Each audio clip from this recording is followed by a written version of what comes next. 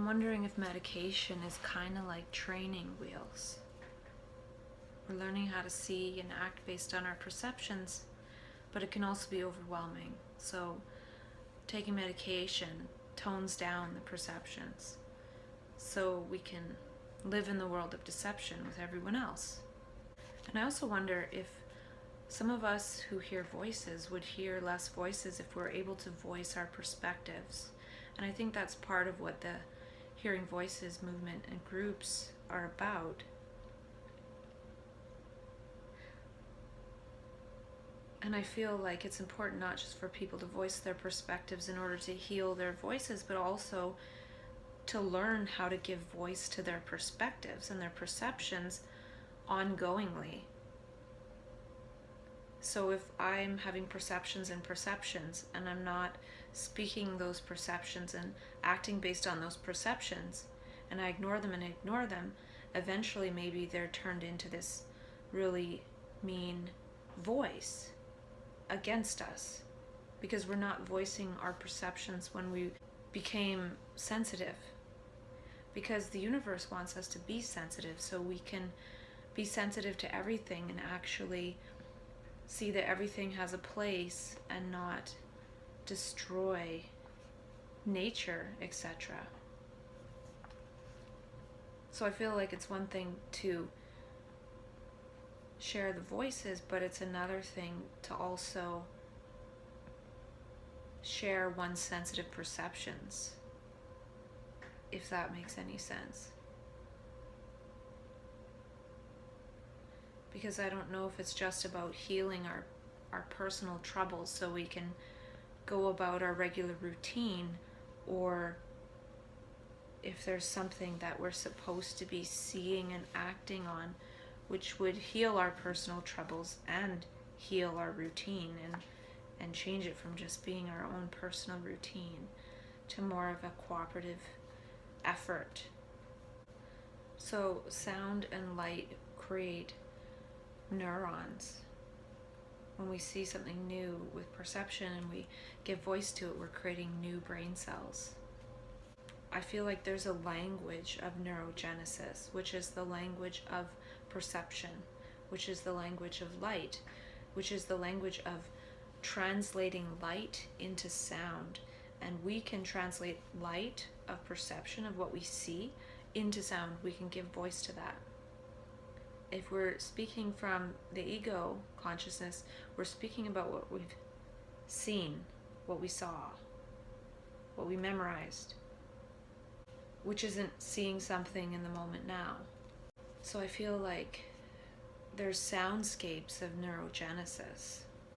And I was thinking about, first there was the word, and it said, "Let there be light," or something.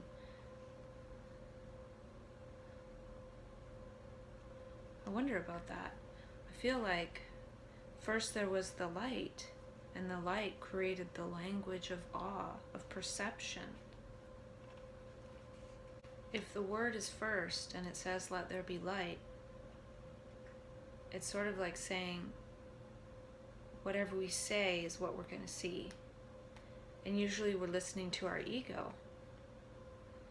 So if it is first there was the word and it said, "Let there be light," well then look at the light and let the light speak for itself. The light would have created and unfolded more of the language based on whatever the forms of light were in front of that which was perceiving the light. I feel like we're trying to grow into our perceptions and grow out of our ego. And when we're perceiving that which is beyond ourselves, we have to grow into that. And I was thinking about the special messages support line and how we need to share our special messages, not just get support for them. They can be disturbing, yes. Getting support is like saying special messages are a problem. Well, they could be a solution for something. But again, there's no way for us to give this gift to the world without fear of some kind of punishment. And I feel like the brain can't talk to us because we're full of our own recorded words and memories and images.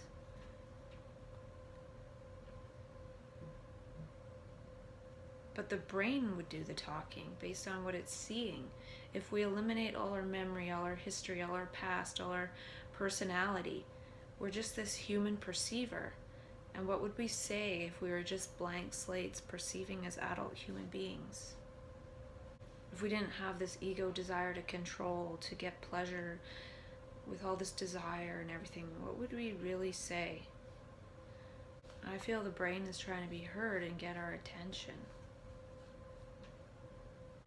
And it seems like the brain has a problem with what it's seeing, so it creates a problem with seeing, like hallucinations. And the language of the brain is written over by the language of the ego. And it seems like the brain sort of revolts by using the language of the ego and amplifying it in order to show that it is indeed detrimental and destructive. We don't see it that way until it gets to a certain point that we call pathological, but even all fear, jealousy, anger, and all of that is also detrimental. What is the brain telling us? Imagine if we just spoke as the brain. I was thinking about chewing too, because they were saying that chewing crunchy foods is good for neurogenesis. And I was wondering if part of that is not just the crunch, but the fact that when we do eat crunchy foods, we really have to open our mouths and chew and move our lips, and it's actually simulating talking in a way. Not exactly, but chewing crunchy foods almost created the gesture to get the jaw and the mouth and the lips and the tongue moving in ways that it would need to move in order to have the strength and capabilities to speak. So if monkeys only chewed or didn't really chew and slurped soup, or just ate very soft things where it didn't actually have to chew, it would never really get those strengths in the mouth to start to vocalize things. So I was wondering if chewing crunchy foods is not just neurogenic because of the fact that we're chewing crunchy foods. And I know there is something to do with this, the electricity of chewing. And even chewing is said to strengthen the jaw. So chewing hard things actually deposits more calcium in our jaw. And Victoria Butenko has this little tool that she sells called the jaw exerciser, because you chew on it like kids chew on things. It's like a chew toy for adults. And she said it actually strengthens the jaw, brings more bone density into the jaw, which actually strengthens the teeth, whitens the teeth, and more circulation goes to the teeth. So they're actually more mineralized and stronger, and you need less dentistry, less root canals and things. And she did a lot of research on that. So there is something to that part. So chewing also created the jaw the way it is in order for us to have jaws that we do in order to speak. So I think it's also neurogenic in that it stimulates all of this movement required for talking. And so how I relate that is to self-dialogue, in that I've done all this talking and also seeing myself talk when I edit the video, which is kind of like chewing. But for people who maybe don't talk very much, don't see themselves talk in self-dialogue, chewing crunchy foods is a way to get that motion going, to get the mouth moving in ways that they're meant to. We're meant to communicate as human beings, and chewing simulates that. And I actually feel like chewing vegetables like carrots and things that we had to dig out of the ground are part of what created our mouths in a way that we eventually were able to speak. I really want to help bring out people's potential. Everybody that I've interacted with over the years, I always see a spark of their gifts that are remaining hidden. So that's just the tip of the iceberg. There's always so much more. I want to be maybe an inspiration facilitator of sorts. Not just saying, oh, there's hope, but also see your possibilities, see your potential, see your gifts. And I wish that I could create some kind of capacity for those to be unfolded more organically. Because right now people aren't valued, people's gifts aren't valued.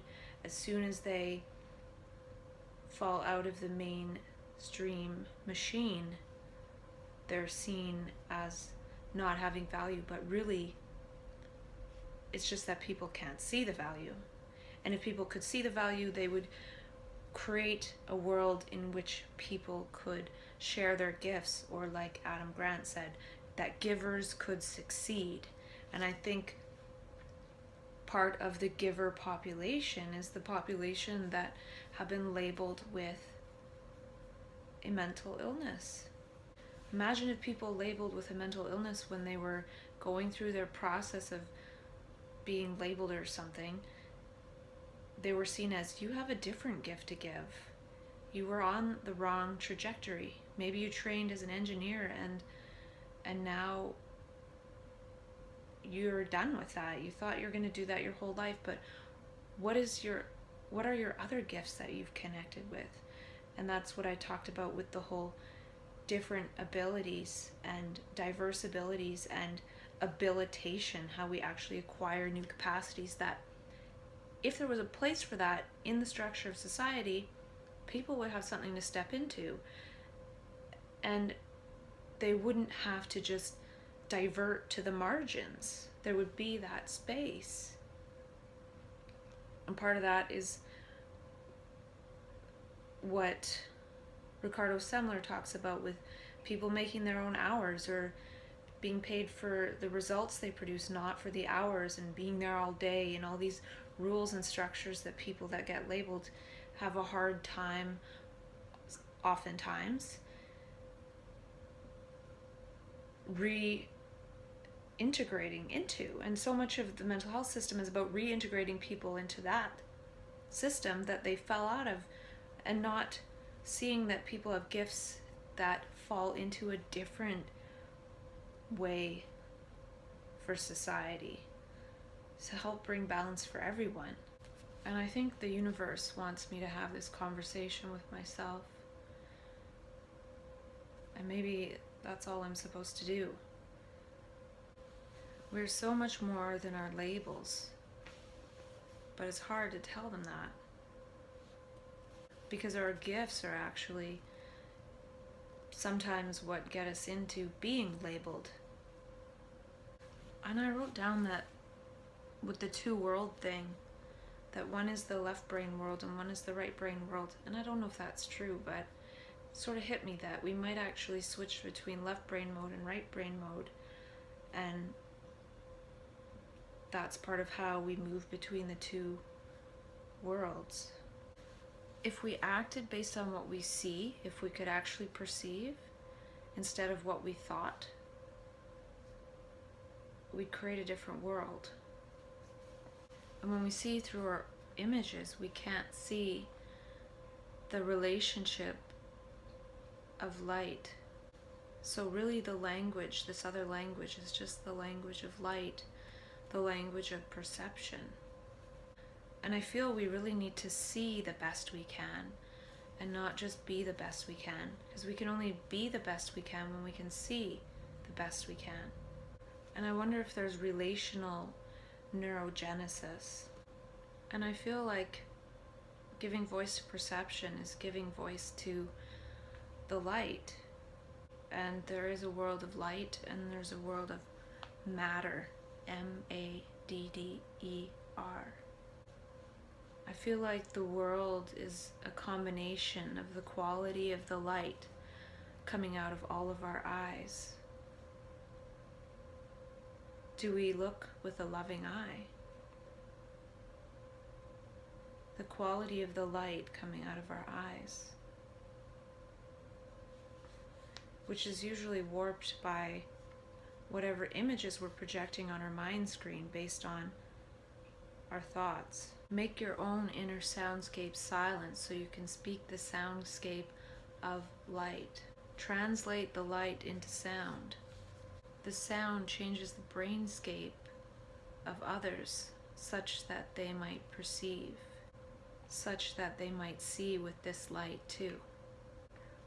I am a light manifest as matter.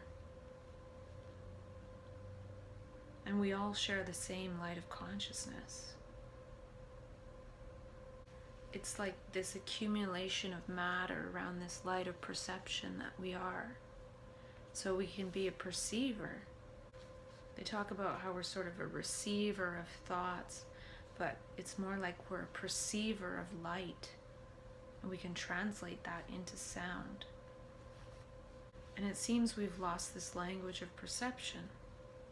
We've lost the ability to turn the way we receive light into sound because we've turned it into a soundscape of our own ego voice turned against us. This light will always be here. This body is a different matter. The next body is different matter. Share this consciousness. Healing is a matter of perception and healing our perception. And if you're that sensitive, you're a healer. Heal through self-dialogue, through talking with yourself and unfolding the light that you are. Can we have red book conversations? Carl Jung's red book. I haven't read it yet. No pun intended. This mental health stuff is often high sensitivity. We're empaths. It's turned into all of this extra mentalization because we have access to all this other information that we don't understand, so it gets translated into more mentalization because we are creatures of mentalization. We have mental eyes. We don't have eyes that can perceive.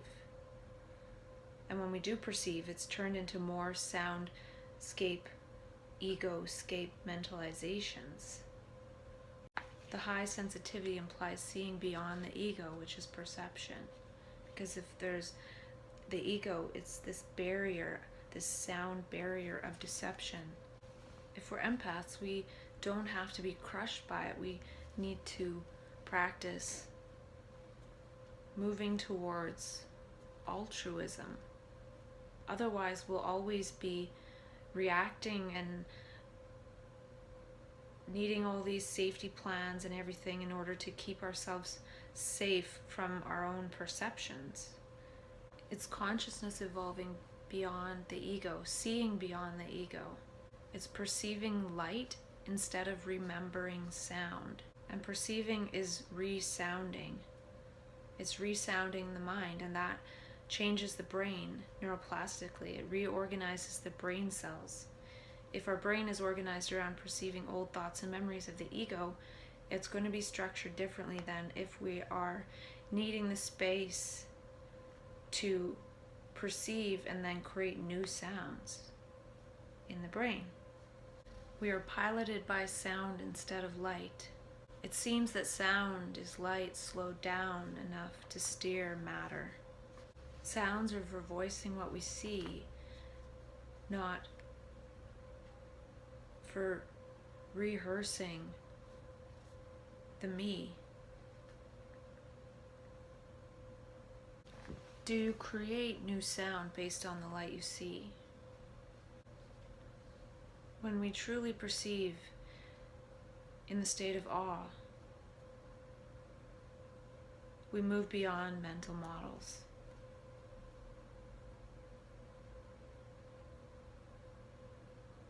As it seems that with some of the confusing states in so-called mental illness, Mental models are rearranging so fast that we're confused. We're saying things that aren't congruent.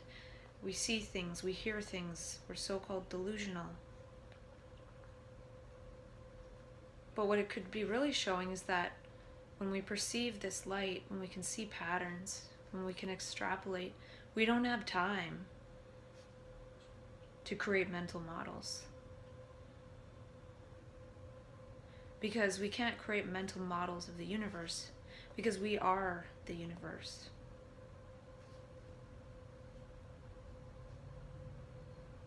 So that process, when that first happens, is just trying to show us there's no way to model this.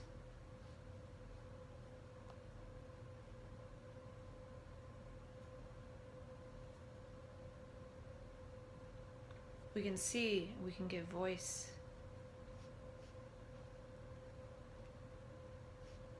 If we were always in awe, we'd always have to be rearranging our mental models, and then of what value or of what relevance would there be of mental models? I feel like we need to surrender the mental models.